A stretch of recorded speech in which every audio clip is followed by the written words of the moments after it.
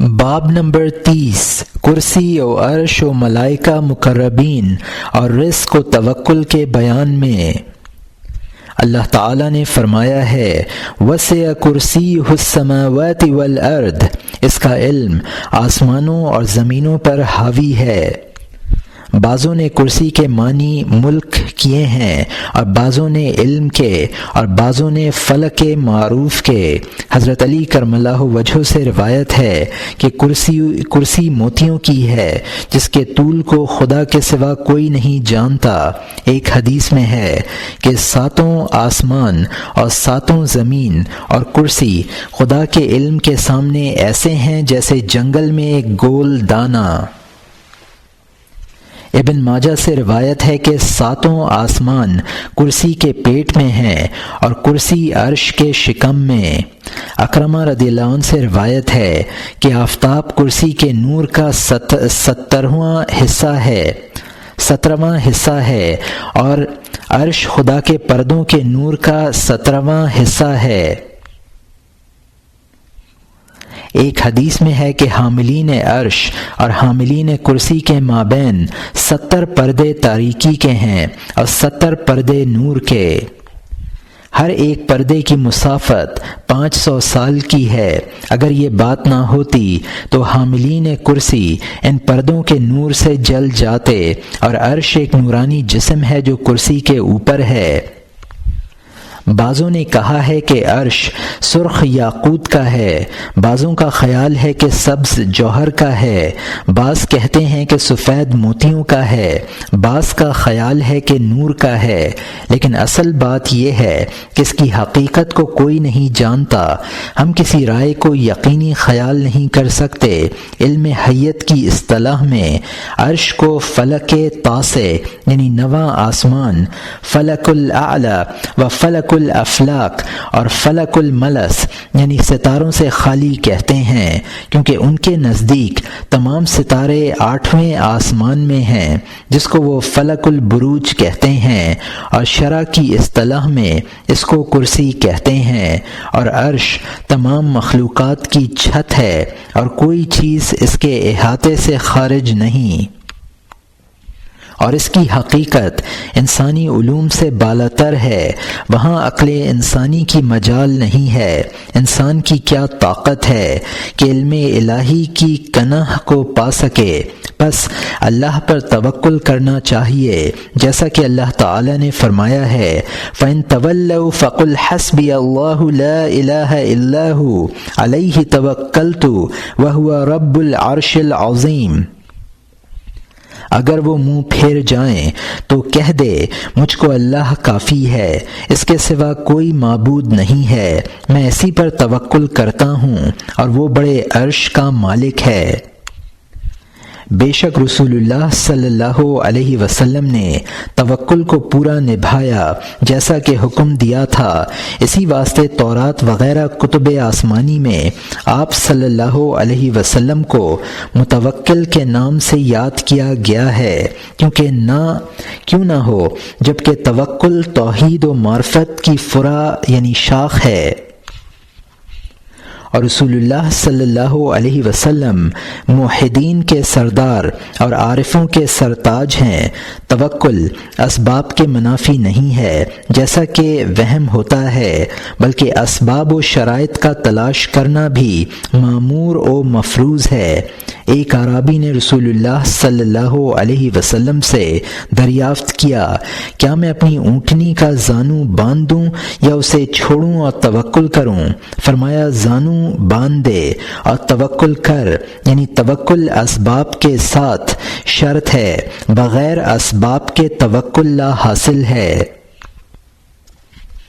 رسول اللہ صلی اللہ علیہ وسلم نے فرمایا ہے اگر تم خدا پر پورا توکل کرتے تو تم کو اس طرح رزق پہنچاتا جس طرح پرندوں کو کہ وہ صبح سویرے نکل جاتے ہیں اور شام کو سیر ہو کر واپس آتے ہیں، یعنی جس طرح پرندے محنت کرتے ہیں اور تلاش روزی میں نکل جاتے ہیں خدا پر توکل کیے ہوئے۔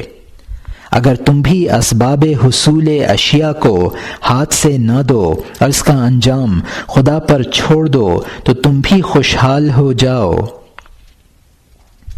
حکایت ابراہیم بن ادھم رحمۃ اللہ علیہ اور شفیق بلخی رحمۃ اللہ علیہ مکے میں دوچار ہو گئے۔ ابراہیم نے اس کو کہا، اے شفیق، تجھے کیا واقعہ پیش آیا تھا جس نے تجھے ترک دنیا پر آمادہ کیا؟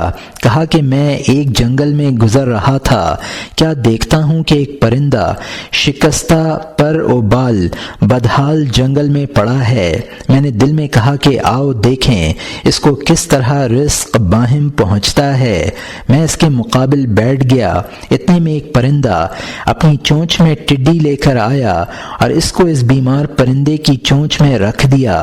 میں نے اپنے دل میں کہا کہ جس ذات نے اس پرندے کے واسطے دوسرے کو مقرر کر دیا ہے وہ قادر ہے کہ مجھے بھی رزق پہنچا دے جہاں کہ میں رہوں۔ بس میں نے دنیا کا کام چھوڑ دیا اور عبادت میں مصروف ہو گیا۔ ابراہیم نے کہا کہ تو تندرست پرندہ کیوں نہیں بنتا جس نے بیمار پرندے کو کھانا کھلایا تھا تاکہ تو اس سے افضل ہو جائے؟ کیا تو نے نہیں سنا رسول اللہ صلی اللہ علیہ وسلم نے فرمایا ہے کہ اونچا ہاتھ نچلے ہاتھ سے اچھا ہوتا ہے، اور مومن کی علامت یہ ہے کہ ہر ایک کام میں اعلیٰ درجہ تلاش کرے تاکہ نیکوکاروں کے مدارج تک پہنچ جائے۔ یہ بات سن کر شفیق رحمۃ اللہ علیہ نے ابراہیم رحمۃ اللہ علیہ کا ہاتھ پکڑ کر بوسہ دیا اور کہا، اے ابو اسحاق، جو کہ ابراہیم رحمۃ اللہ علیہ کی کنیت ہے، تو ہمارا استاد ہے۔ اگرچہ انسان کو اسباب و وسائل کا تلاش کرنا ضروری ہے، لیکن ان کو مقصود بالذات خیال نہ کرنا چاہیے، بلکہ مقصود بالذات مسبب یعنی خدا کو جاننا چاہیے۔ جیسا کہ سوالی آدمی کچکول ہاتھ میں لے کر لوگوں سے مانگتا ہے لیکن کچکول کی طرف نہیں دیکھتا بلکہ لوگوں کی طرف دیکھتا ہے جو اس کو دیتے ہیں۔ حدیث میں ہے کہ جو شخص غنی ہونا چاہے اس چیز پر جو خدا کے پاس ہے زیادہ بھروسہ رکھے بنسبت اس کے جو لوگوں کے نزدیک ہے، یعنی خدا کے دیے ہوئے پر قناعت کرے۔ حکایت لوگوں نے ایک دفعہ حذیفہ مرعشی رحمۃ اللہ علیہ سے، جو ابراہیم رحمۃ اللہ علیہ بن ادھم کا خادم تھا، دریافت کیا کہ تو نے ابراہیم رحمۃ اللہ علیہ کی بزرگیوں میں سے کون سی بات سب سے زیادہ عجیب دیکھی ہے؟ کہا کہ ایک دفعہ ہم کو مکے کے راستے میں کئی روز کھانا نہ ملا۔ جب ہم کوفہ میں داخل ہوئے تو ہم ایک ویران مسجد میں جا گھسے۔ ابراہیم رحمۃ اللہ علیہ نے مجھ کو بلایا اور کہا کہ میں خیال کرتا ہوں کہ تو بھوکا ہو رہا ہے۔ میں نے کہا اس میں کلام ہی کیا ہے؟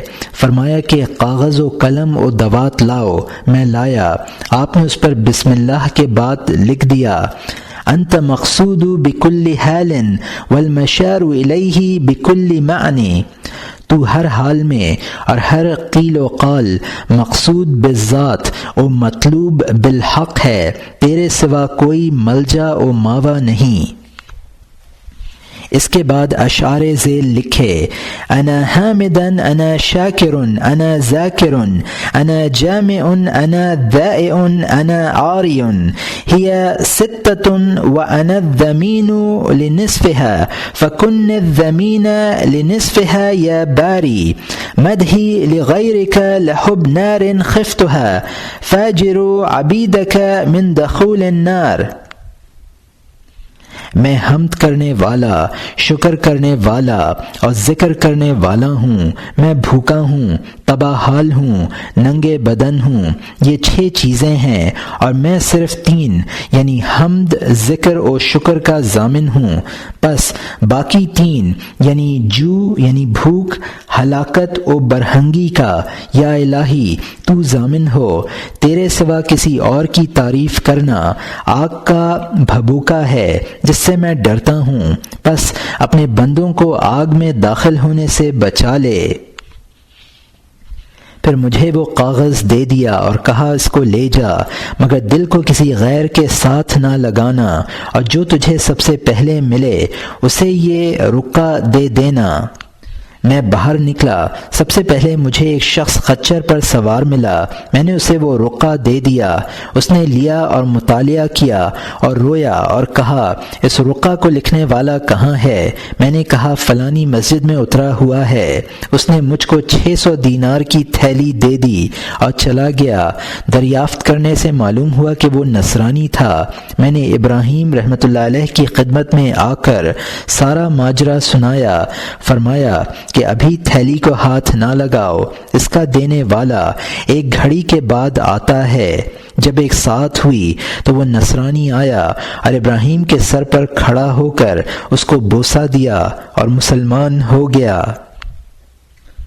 فائدہ: ابن عباس رضی اللہ عنہ نے کہا ہے کہ جب اللہ تعالی نے عرش سے حاملین کو پیدا کیا تو ان کو کہا کہ میرے عرش کو اٹھاؤ، وہ نہ اٹھا سکے۔